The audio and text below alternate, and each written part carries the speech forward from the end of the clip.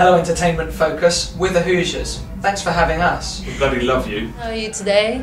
Good, thanks. Yeah, we're get really just enjoying kind of doing our job. Yeah, it's not a bad job we get to do. Yeah. It's a shame who it's with, really. Are we talking to you or to the camera? Whatever's best for you. I don't mind. You can talk to me. You can talk to the camera. If you know. Is that music too loud for you? No, it's fine. So I don't mind breaking a few heads out there. Just let me off the leash. It's not even our music. If it's not Celine, I don't really want to hear it. Yeah, sorry about that. But I don't know. I think it should be fine. Does it bother you? Doesn't bother us. Okay. It's great editing, isn't it? I can cut all of this. So obviously we're here because your new single is going to come out. Yeah. Unlikely Hero. So who is the unlikely hero? No, unreal. You see, what we thought we'd sidestep this sort of question of like who is the unlikely hero, because previously we had songs with someone's name in it, like Worried About Ray and Goodbye Mr. A, so people would be like, okay, so who is Ray? Who is this Mr. A? Who is this unlikely hero? Who is this illusion of safety? No. Who is it? No, everyone wants to know who. No, not on the menu. It's Sorry. Goodbye Mr. A. He's the man who knew too much. He's the unlikely hero. So what is the song about? Mr. A. Unlikely hero. Mr. A is fine. I think it's been Unlikely covered. hero is about it's about the person that wants to be loved and they want it too much. I think everybody we all know someone like that, and or at our times we exhibit those kind of traits where you want something, but by pursuing it too much, it actually is off-putting. Yeah. So what's the idea behind the video then? Because I saw the trailer today, and it's obviously you always like doing fun videos. What's this one about? Yeah, the video is an exact visual representation of the song. Just too much? Yeah, you know, we wrote a song about being in a quarry in Derby. No, it's the opposite of that. Oh, it's the opposite. Yeah, it couldn't be further away. Oh, Actually. well that's not very artistically, you know. It's not the right thing to do. Well, what can you do? Should a video? It's a good question. We like. It's a good question. Should a video be representative of a song, or could it just be, you know, a bit of fun? Well, Should be a Michael balance, Jackson, maybe. one of the greatest videos of all time, Thriller, doesn't mention anything about zombies in any of the lyrics. No, it doesn't. And let alone dancing zombies. Dancing zombies. And Thriller is definitely a different genre from zombie. Yeah, it's horror. That's horror. Yeah, That's a really good point. It's not a thriller. A thriller would be like, you know, The Hand That Rocked the Cradle. So what should have the video been if it had been representative? So what would the video have been if it had been representative of the song? Well, it would have been someone walking around trying to be liked, and you know who gives a shit about what that. You know, although I think we're onto something there with your because we're naming thrillers that have sort of inanimate objects, ideally out of wood. This might be short-lived. Hand That Rocks the Cradle. Yeah. Jacob's Ladder. You're fast. The wooden horse On Elm Street. on Elm Street. That's not a thriller. That's a horror. Fall into our own trap. Our own clever clogs. We're too big for us. Pinocchio. So Pinocchio's a thriller in its own way. When it gets to that whale. And those nasty foxmen Yeah. Yes. outfox him. When they turn into donkeys. Yeah. But yeah, okay, that's a pretty rubbish game, but that's how we roll. That's how we like to kill time. Yeah, we tried. that's all right. I think It's one thing is that we tried. Actually, we had quite a lot to do, I guess, with the idea for Unlikely Hero. I don't know if that's a good idea. Maybe we should leave it to the professionals. But I like the idea of having a little film, and it always seems like something that a lot of people, particularly over here, don't really do. And you just get a straight performance video.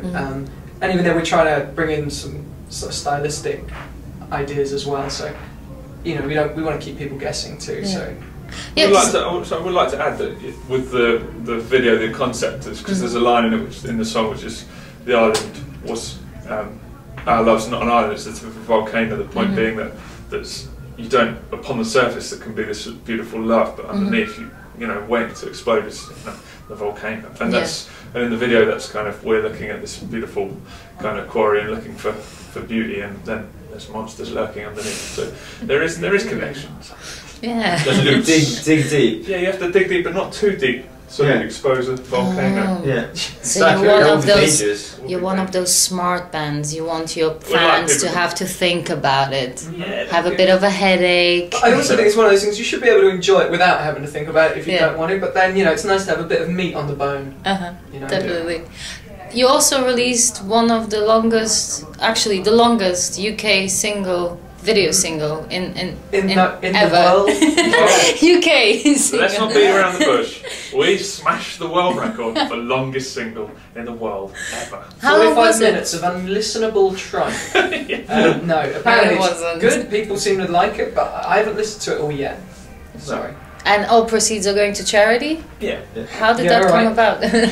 Except for my Off the Rolex. cuff. Yeah. It was just an idea to involve the fans and get them to write their own lyrics and do a big collaboration Oh, with other people.